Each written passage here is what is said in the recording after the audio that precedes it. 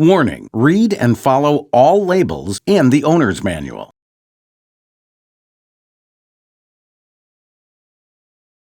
To TIG weld, press and release the TIG button or activate the connected remote. Then either select high frequency or lift arc for the desired starting process.